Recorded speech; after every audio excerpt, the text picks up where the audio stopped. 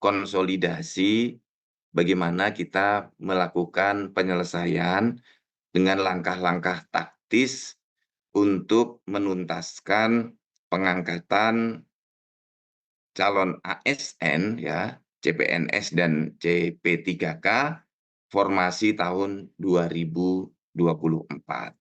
Nah, saya ingin menyampaikan dari rekan-rekan semua, apa pekerjaan besar kita sekarang?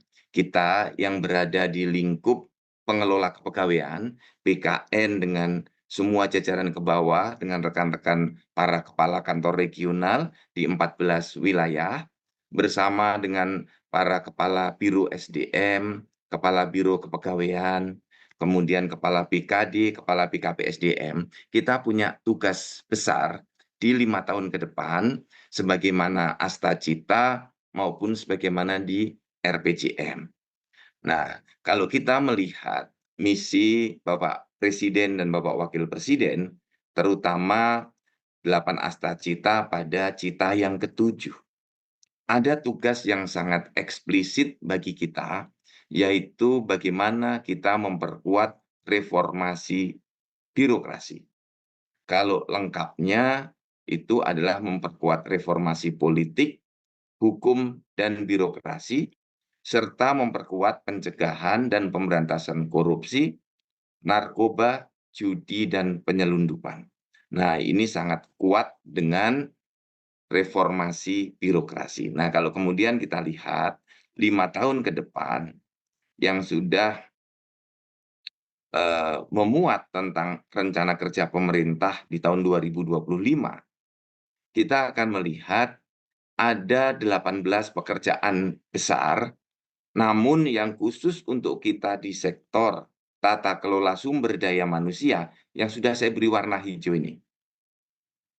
Jadi mari teman-teman kita cermati bersama-sama, mulai dari kita membangun sistem integritas nasional bagi para ASN dan aparat penegak hukum. Kita semua nih, bagaimana agar sistem integritas nasional bisa kita wujudkan.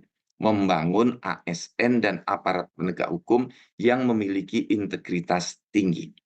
Kemudian yang kedua, memperbaiki kesejahteraan ASN melalui penerapan konsep total reward.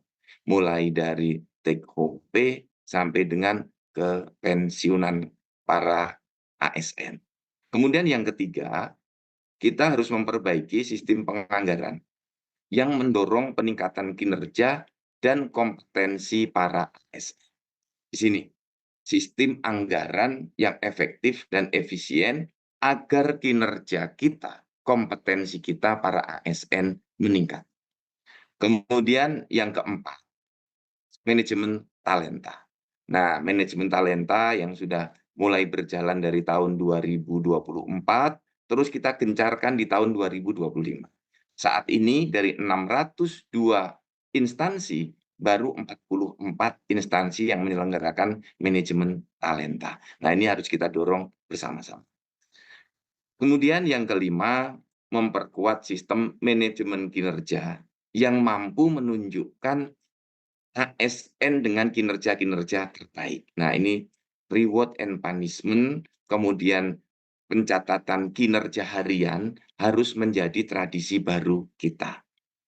Kemudian yang keenam, ya, ini memperbaiki sistem kepegawaian, ya pelayanannya, dan kemudian menciptakan pemerintahan berbasis digital, penguatan manajemen kinerja, digitasi pelayanan publik, dan pengembangan talenta digital pelayanan publik. Ada satu lagi yang masih berwarna biru, belum diubah, nomor 7, yaitu mempermudah akses belajar bagi pegawai ASN.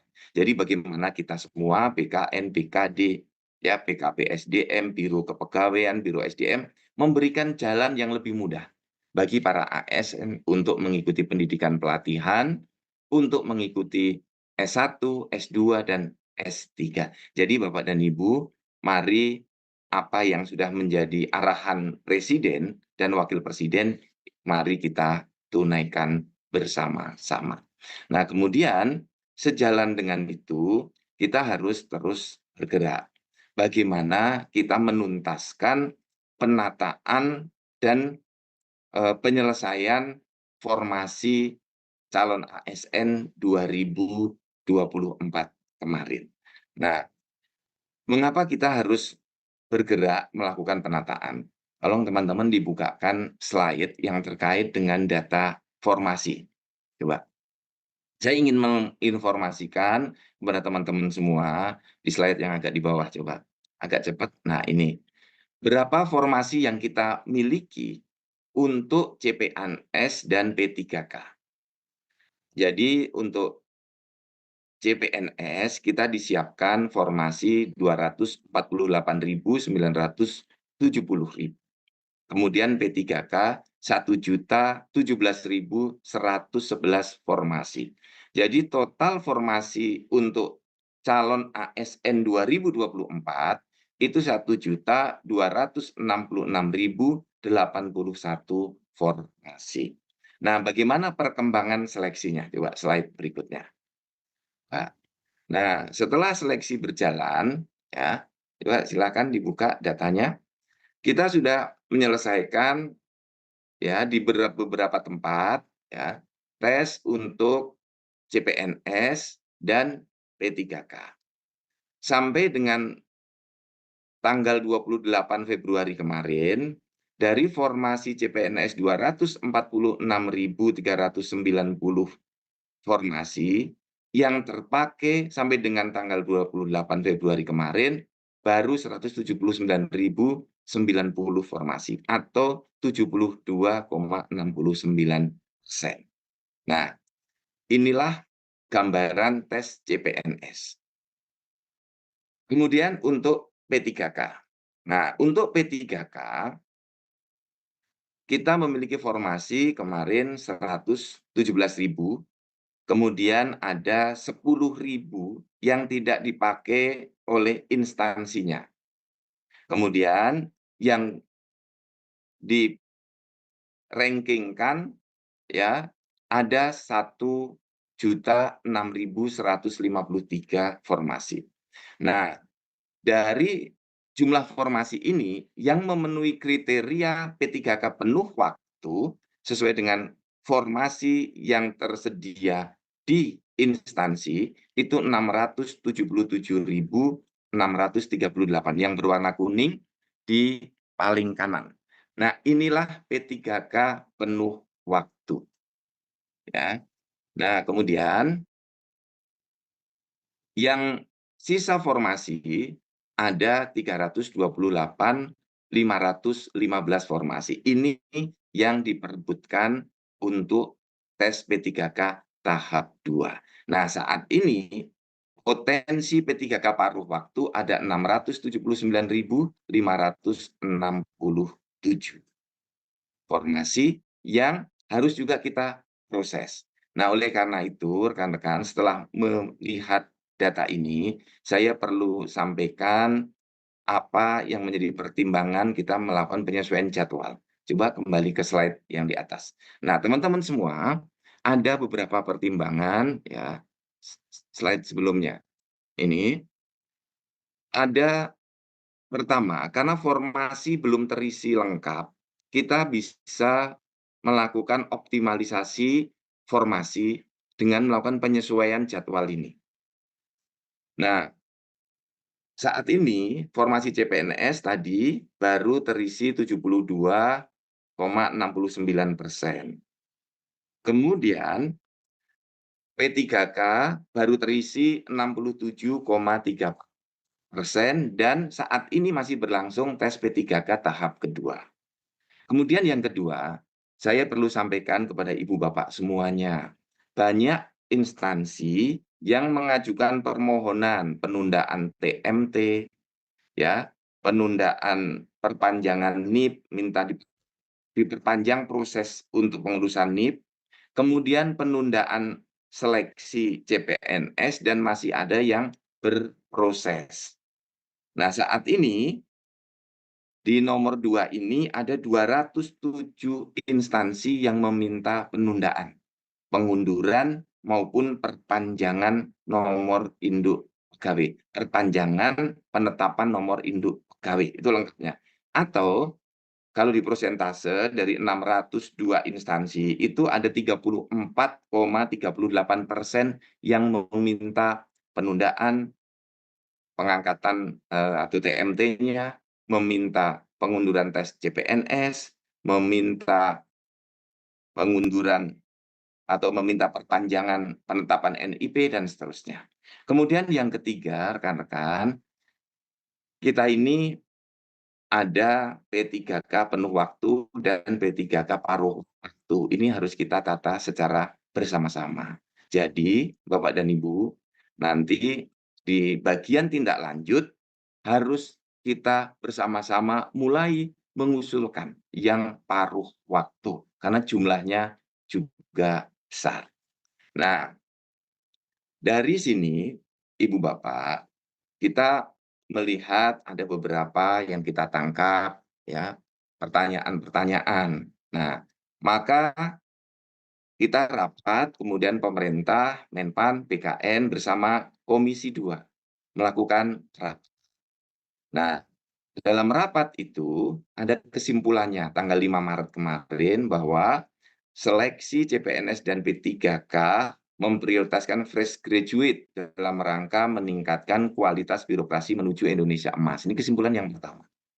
Kemudian yang kedua, seleksi CPNS yang akan datang dilakukan sesuai mekanisme peraturan perundang-undangan. Jadi tahapannya, tesnya, passing grade-nya itu sesuai dengan tes yang memang mengikuti ketentuan peraturan perundang-undangan. Kemudian pengangkatan CPNS 2024 paling lambat bulan Oktober 2025 dan pengangkatan P3K 2024 pada bulan Maret 2026. Ya, ini di 2026, ada salah ketik. Kalau kita baca di dalam keputusan rapatnya, kesimpulan rapat. Kemudian yang nomor 4, tidak ada lagi pengangkatan tenaga non-ASN di instansi pusat dan daerah. Jadi ini adalah afirmasi yang terakhir, ya.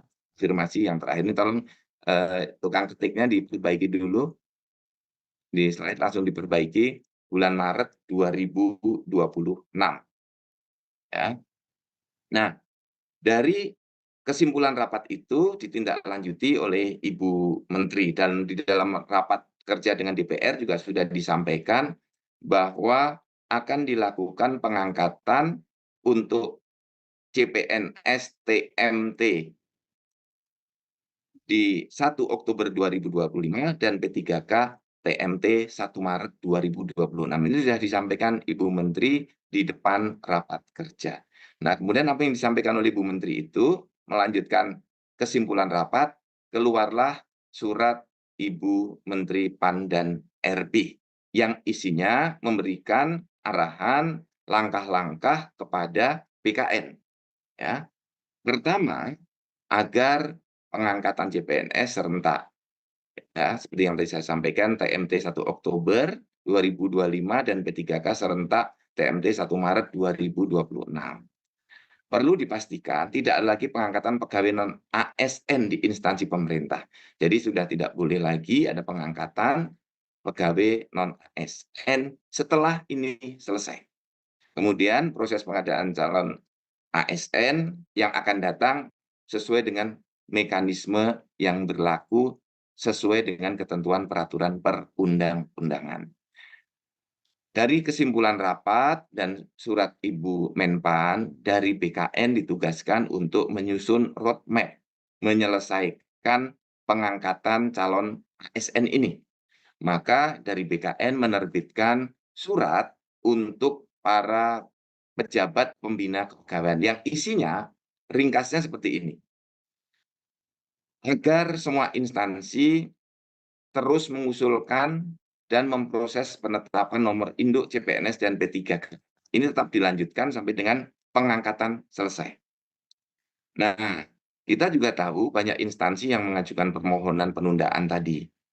Kemudian pengangkatan CPNS akan kita lakukan sesuai dengan surat Ibu Menpan di 1 Oktober 2025 dengan SPMT-nya bersamaan, surat pernyataan melaksanakan tugas. Jadi bareng. Jadi terima SK sekaligus SPMT. Kemudian yang P3K juga begitu, TMT 1 Maret, SPMT-nya atau perjanjian kerjanya juga mulai 1 Maret. Artinya tidak ada lagi yang tidak sesuai antara TMT dengan SPMT. Dan kita memastikan bahwa semua yang sedang berproses ini tetap dilanjutkan untuk diangkat menjadi CPNS dan P3K. Bagaimana kalau yang sudah melampaui syarat batas usia pengangkatan bagi yang P3K, tetap dilakukan pengangkatan perjanjian kerja 1 tahun. Ini. Jadi kalau yang sudah mau pensiun tetap diangkat walaupun sudah melewati masa pensiunnya. Karena dari pemerintah sangat berharap tidak ada yang dirugikan dari proses ini. Kemudian yang keenam, semua usulan ya dan penetapan nomor induk CPNS dan P3K tidak boleh ada yang dihentikan. Semuanya berjalan terus. Kemudian yang ketujuh, Pak pejabat pembina kepegawaian di pusat dan di daerah tetap menganggarkan gaji bagi pegawai non-ASN yang sedang proses ini. Sehingga tidak boleh ada pemberhentian. Tidak boleh ada pemberhentian. Ya, terus sampai dengan yang bersangkutan diangkat, pindah menjadi P3K. Ini sudah dikuatkan dengan surat Ibu Menteri Pan RB nomor B garis miring 5993 garis miring MSM 01.00/2024 tanggal 12 Desember 2020. Nah, ini teman-teman kebijakan-kebijakan ya dalam rangka kita memastikan bahwa proses ini terus berlanjut dan sampai dengan penerbitan SK CPNS maupun SK P3K. Nah, apa kemudian langkah tindak lanjut kita? Nih, teman-teman semua, ayo slide berikutnya. Pertama, Bapak dan Ibu, para kepala instansi atau melalui BKD, BKP SDM, dan Biro SDM, kita harapkan, kami minta segera memberikan penjelasan, memanggil boleh secara langsung kalau yang jumlahnya sedikit, atau lewat Zoom dengan cara rapat daring seperti ini, para calon ASN-nya, P3K dan CPNS-nya, untuk diberikan pemahaman ya tentang bagaimana pemerintah sedang melakukan pengangkatan serentak. Karena ini jumlahnya sangat besar, 1,2 juta, berproses terus semuanya. Dan semuanya diberikan kepastian pengangkatan sebagai calon ASN. Tolong diberikan arahan bahwa para ASN ini akan bekerja dalam waktu yang panjang. Tolong untuk memahami upaya-upaya yang sedang dilakukan oleh negara untuk menata. Karena ini adalah yang terakhir. Kita sudah menata honorer sejak tahun 2005. Sampai sekarang 2025 belum selesai. Nah, mudah-mudahan ini selesai. Tidak ada lagi honorer-honorer. Inilah tahun terakhir kita melakukan penataan ASN yang bersumber dari honorer. Selanjutnya, kita akan banyak berfokus kepada yang fresh graduate. Nah, jadi tolong Bapak dan Ibu dari kepala instansi untuk memanggil calon ASN-nya, diberikan pemahaman, diberikan penguatan. Kemudian yang kedua, sambil menunggu di bulan Oktober ini ada beberapa langkah yang bisa dilakukan. Sambil memberikan pembekalan atau pelatihan sebelum diangkat menjadi CPNS atau P3K. Sehingga saat masuk nanti di 1 Oktober maupun di 1 Maret sudah bisa langsung bekerja dengan baik. Dengan standar kualitas CPNS dan CP3K yang bisa siap kerja. Silakan kegiatannya fleksibel Bapak dan Ibu sesuai kemampuan, bisa luring, bisa daring. Ini juga untuk membangun ikatan dengan instansinya. Bahwa yang bersangkutan sudah mulai mendapatkan perhatian, pelatihan bisa dilakukan terlebih dahulu sesuai dengan kemampuan instansinya. Kemudian yang ketiga, instansi agar terus memproses calon ASN ini sampai selesai SK pengangkatan. Tidak ada yang dihentikan prosesnya. Jadi terus ya, dari termasuk yang dari 207 instansi yang minta penundaan tadi terus berproses ya, jangan berhenti prosesnya. Kemudian yang keempat, Bapak dan Ibu, rekan-rekan semua, para pengelola kepegawaian untuk mulai mempersiapkan usulan pengangkatan P3K paruh waktu dari hasil seleksi P3K tahap 1. Ini jumlahnya juga besar, karena kami di BKN tidak bisa menerbitkan pertek kalau nanti tidak ada usulan dari instansi.